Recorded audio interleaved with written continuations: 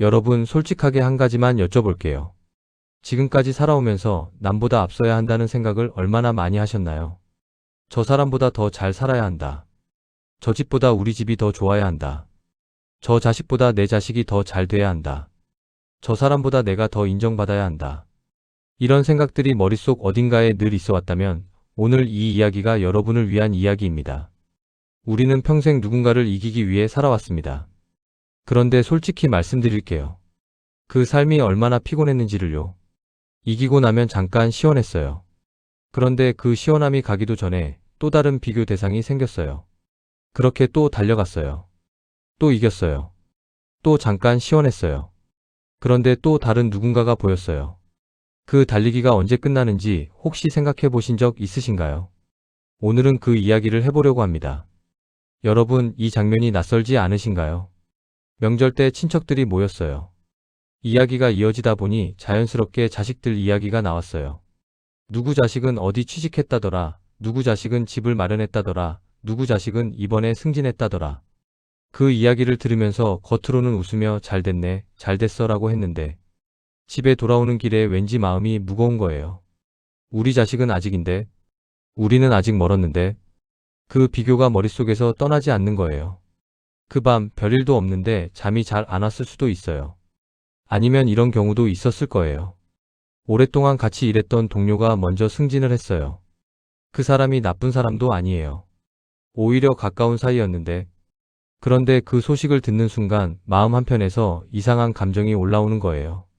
진심으로 축하하는 마음과 그것이 왜 나는 아닌가 하는 마음이 동시에 들어서 그 감정이 뒤섞여 불편한 거예요. 웃으며 축하해줬는데 집에 와서 혼자 있을 때는 왠지 씁쓸한 거예요. 이런 경험이 한 번쯤은 있으실 거예요. 또 이런 것도 있어요. 동네에서 혹은 아는 사람 중에 집을 새로 장만했다는 이야기가 들렸어요. 차를 새로 바꿨다는 이야기가 들렸어요. 해외여행을 다녀왔다는 이야기가 들렸어요. 그 이야기를 들을 때마다 왜인지 내 것이 초라하게 느껴졌어요. 어제까지는 괜찮았는데 남의 것을 보고 나서 갑자기 내 것이 부족해 보이는 거예요. 우리는 비교합니다. 알면서도 멈추지 못해요. 그리고 그 비교가 얼마나 오랫동안, 얼마나 많은 에너지를 빼앗아 갔는지를 생각해보면 참 아찔할 때가 있어요. 직장에서는 저 사람보다 내가 더 인정받아야 하고, 집에서는 저 집보다 우리가 더 잘 살아야 하고, 모임에서는 저 사람보다 내가 더 나아 보여야 하고, 그렇게 사방에서 비교하며 살다 보니 어느 날 문득 이런 생각이 드는 거예요.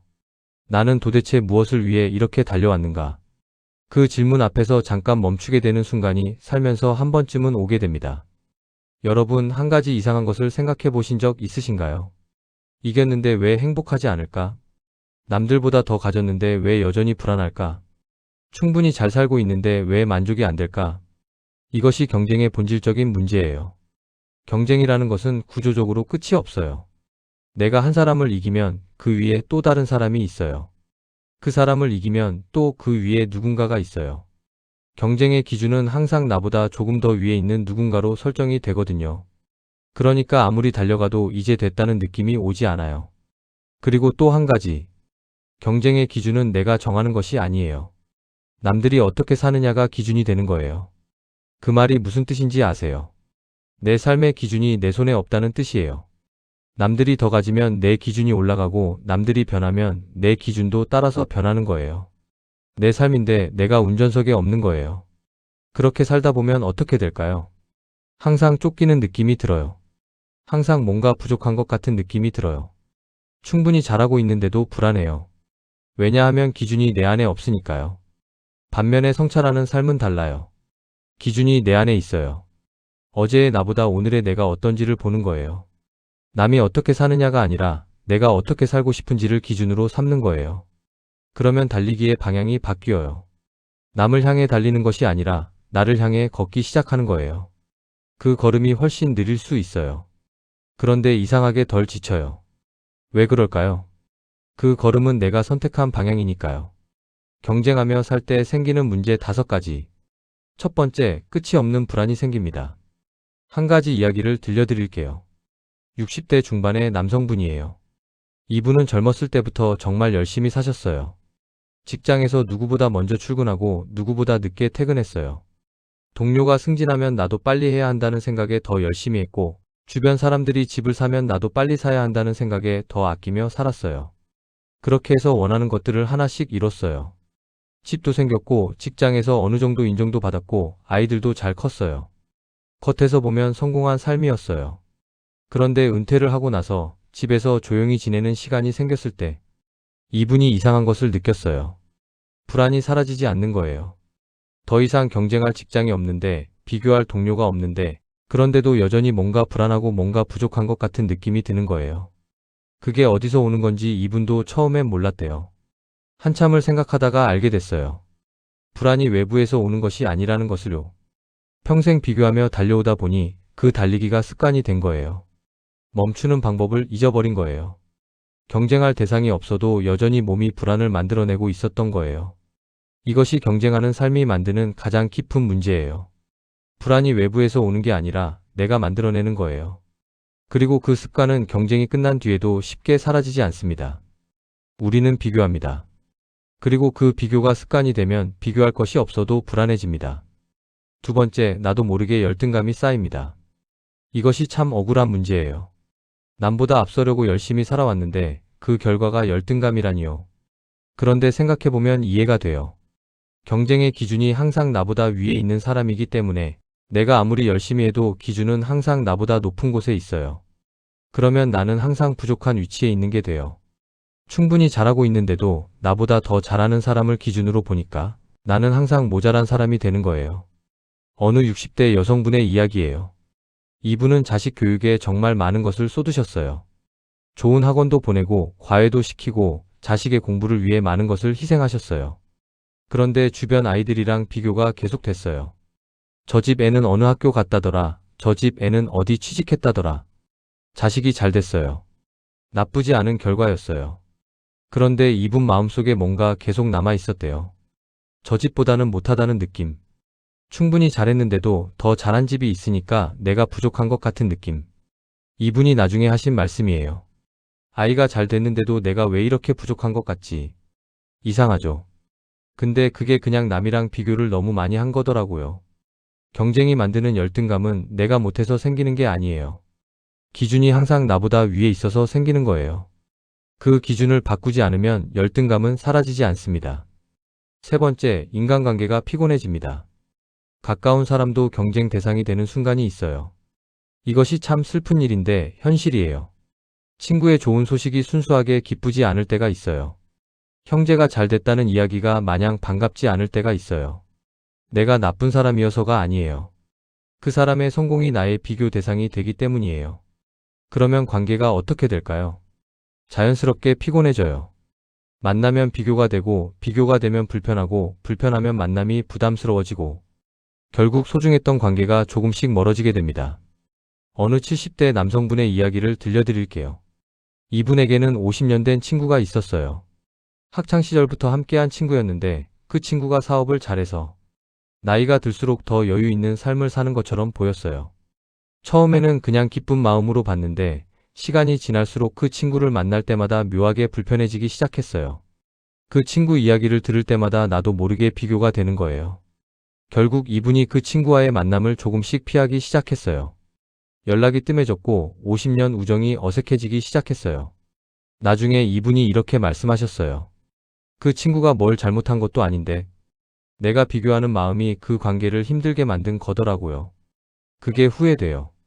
경쟁하는 마음은 관계를 전쟁터로 만들어요. 그리고 그 전쟁터에서는 누구도 편하지 않습니다. 네 번째, 가진 것에 만족하지 못합니다. 이것이 경쟁하는 삶의 가장 눈에 띄는 특징이에요. 항상 더 필요해요. 지금 가진 것이 충분한데도 충분하다는 느낌이 안 와요. 왜냐하면 충분함의 기준이 나 안에 없거든요. 남들보다 더 가지는 것이 기준이니까 남들이 더 가지면 내 기준도 올라가요. 그러면 어제까지 충분했던 것이 오늘은 부족한 것이 되는 거예요. 어느 분의 이야기를 들려드릴게요. 이분은 작은 집에서 시작해서 큰 집을 마련하는 게 꿈이었어요. 열심히 모아서 드디어 원하던 집을 마련했어요. 그날 얼마나 기뻤는지 몰라요. 그런데 얼마 지나지 않아 이웃 중에 더 큰 집으로 이사한 사람이 생겼어요. 그 순간부터 내 집이 갑자기 작아 보이기 시작한 거예요. 이상하지 않으신가요? 어제까지 꿈이었던 집이 오늘 갑자기 부족해 보이는 거예요. 집이 바뀐 게 아니에요. 기준이 바뀐 거예요. 우리는 비교합니다. 그리고 그 비교가 충분함을 빼앗아 갑니다. 만족은 더 가지는 것으로 오지 않아요. 기준을 내 안에 두는 것에서 옵니다. 다섯 번째, 결국 허무함이 남습니다. 이것이 경쟁하는 삶이 만드는 가장 쓸쓸한 결말이에요. 열심히 달려서 이겼어요. 남들보다 더 가졌어요. 더 높이 올라갔어요. 그런데 막상 거기 도달하고 나면 이런 생각이 드는 거예요. 이게 다야? 이게 내가 원하던 거야? 경쟁에서 이기는 것을 목표로 달려왔는데 막상 이기고 나면 그 안이 비어 있는 거예요. 왜냐하면 그 목표가 나에서 나온 것이 아니라 남보다 앞서는 것에서 나왔기 때문이에요. 남보다 앞서는 것은 목표처럼 보이지만 사실 목표가 아니에요. 방향이에요. 그런데 목적지가 없는 방향은 끝이 없어요. 허무함은 실패해서 오는 게 아니에요. 잘못된 방향으로 열심히 달려왔을 때 오는 거예요. 성찰의 삶이 주는 변화 5가지. 첫 번째, 마음이 편해집니다. 성찰한다는 것은 나를 들여다보는 거예요. 남이 어떻게 사느냐가 아니라 내가 어떻게 살고 싶은지를 보는 거예요. 어제의 나보다 오늘의 내가 어떤지를 보는 거예요. 그렇게 하면 어떻게 될까요? 비교의 대상이 사라져요. 내가 나와 비교하는 거니까요. 그러면 불안이 줄어들어요. 남보다 뒤처질까봐 달려가지 않아도 되니까요. 편안함은 더 많이 가져서 오는 게 아니에요. 경쟁에서 한 발짝 물러서는 순간에 오는 거예요. 두 번째, 기준이 남이 아니라 나로 바뀝니다. 이것이 가장 큰 변화예요. 내 삶의 운전석에 내가 앉게 되는 거예요. 남들이 어떻게 살든 그것이 내 삶의 기준이 되지 않아요. 내가 무엇을 중요하게 여기는지, 내가 어떻게 살고 싶은지가 기준이 돼요. 그러면 선택이 달라져요. 남들이 좋다는 것이 아니라 내게 맞는 것을 고르게 돼요. 그리고 그 선택에 후회가 적어요. 내가 원해서 선택한 것이니까요. 기준을 내 안에 두는 것. 그것이 성찰하는 삶의 시작이에요. 세 번째, 인간관계가 부드러워집니다. 경쟁하는 마음이 줄어들면 가까운 사람이 잘 돼도 순수하게 기쁠 수 있게 돼요. 더 이상 그 사람이 나의 비교 대상이 아니니까요. 그 사람의 성공이 내 부족함을 드러내는 것이 아니니까요. 그러면 관계가 따뜻해져요. 만남이 편안해져요. 오래된 친구가 좋은 소식을 전했을 때 진심으로 기뻐할 수 있게 돼요. 관계의 온도는 경쟁하는 마음이 줄어드는 것과 함께 올라갑니다. 네 번째, 욕심이 정리됩니다. 욕심이 없어지는 게 아니에요. 정리되는 거예요. 남들이 갖고 있으니까 나도 갖고 싶었던 것들이 보이기 시작해요. 그것이 진짜 내가 원하는 것인지 아니면 그냥 비교해서 나온 욕심인지가 구분되기 시작해요.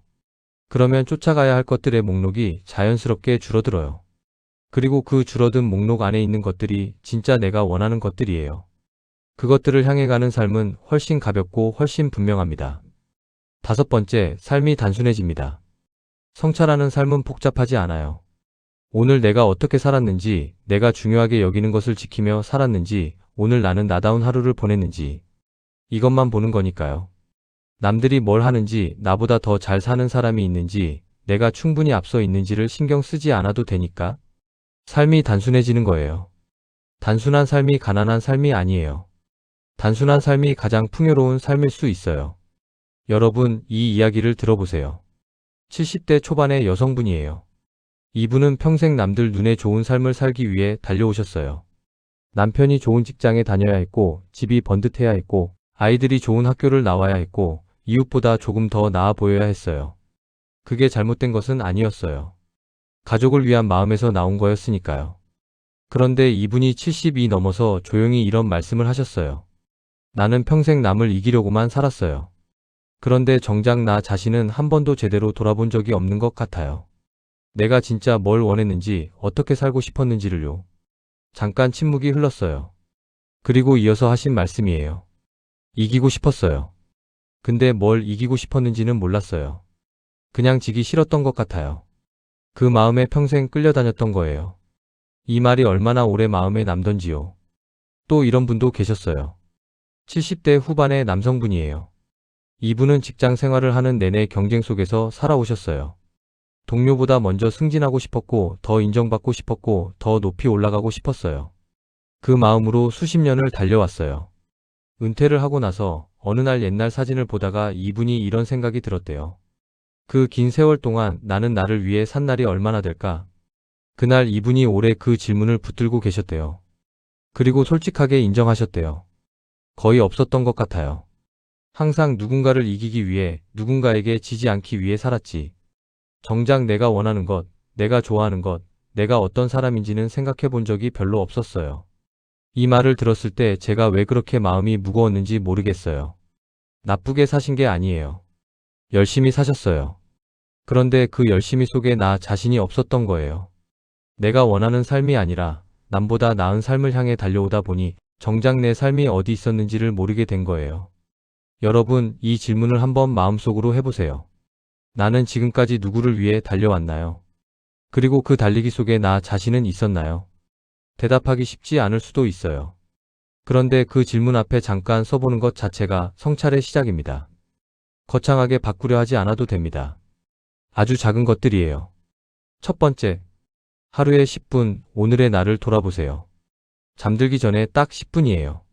오늘 내가 어떤 선택을 했는지, 어떤 것에 기쁨을 느꼈는지, 어떤 것이 힘들었는지를 조용히 떠올려 보는 거예요. 남과 비교하는 것이 아니에요. 오늘의 나를 어제의 나와 비교하는 거예요. 이것이 습관이 되면 내가 어떤 사람인지가 조금씩 선명해지기 시작해요. 그리고 그 선명함이 기준을 내 안으로 가져오게 해줍니다. 두 번째, 남과 비교하는 생각이 올라올 때 잠깐 이 질문을 해보세요. 저것이 진짜 내가 원하는 건가? 저 집이 좋아 보일 때, 저 사람 자식이 부러울 때, 저 사람 삶이 나보다 나아 보일 때, 그냥 그 감정을 흘려보내지 말고 잠깐 물어보세요. 저것이 진짜 내가 원하는 건가? 아니면 그냥 저 사람이 가지고 있으니까 갖고 싶어진 건가? 이 질문이 반복되면 비교에서 오는 불안이 조금씩 줄어들기 시작해요. 세 번째, 오늘 하루 중에 작은 것 하나에서 좋은 점을 찾아보세요. 거창한 것이 아니에요. 오늘 아침 따뜻하게 마신 커피 한 잔, 오늘 산책하다 본 하늘, 오늘 가족과 나눈 짧은 대화. 그 안에서 좋은 것 하나를 찾는 거예요. 이것이 경쟁하는 삶에서 성찰하는 삶으로 넘어가는 아주 작은 연습이에요. 지금 내가 가진 것을 보는 눈이 생기기 시작하는 거거든요.